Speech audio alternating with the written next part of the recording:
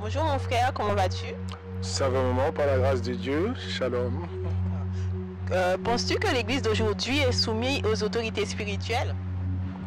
Je pense que oui et non.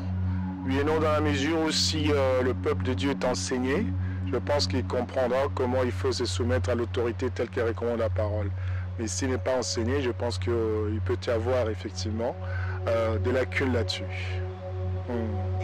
Comment penses-tu qu'on peut combattre le phénomène de la rébellion dans l'église? Le phénomène de la rébellion, en fait, il faut même remonter à l'origine en fait de l'existence de l'homme. Hein. On a vu que c'est Satan qui est le premier rebelle. C'est lui qui est en fait qui s'est désolidarisé, disons, des dieux, en voulant faire qu'à sa tête en fait. La première rébellion a commencé là. Et au jour d'aujourd'hui, dans l'Église, en fait, il est dit que nous devons nous confier à nos dirigeants, justement spirituels, pour que nous puissions croître.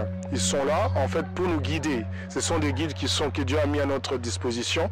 Et si nous ne les suivons pas comme représentant du grand berger qui est Jésus-Christ, nous ne pouvons pas marcher sur la bonne voie.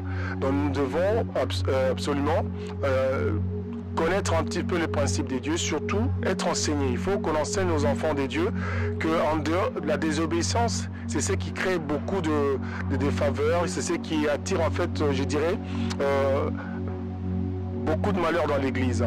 L'obéissance, il est dit, même les offrandes n'ont pas beaucoup de considération par rapport à l'obéissance.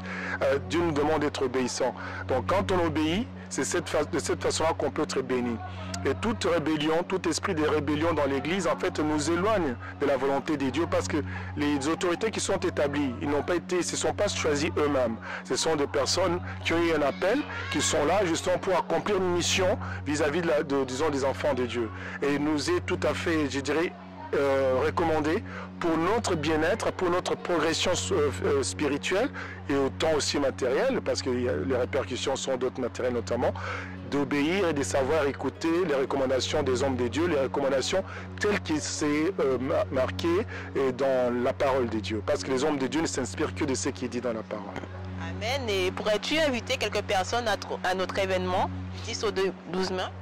Absolument, je le ferai parce qu'en fait c'est un thème qui nous intéresse tous, parce que des fois on peut se dire je ne suis pas concerné, non, le fait tout simplement qu'on vous a parlé un jour de la dîme, on vous a parlé un jour de la fidélité que vous n'avez pas obéi, ça peut vous occasionner des malédictions dans votre vie, ça peut occasionner beaucoup de choses. Donc tout un chacun, je verrai autour de moi des personnes qui viendront aussi écouter et partager justement ce bon message qui est la rébellion dans l'Église. Amen, merci pour ton intervention. De rien, que Dieu soit loué.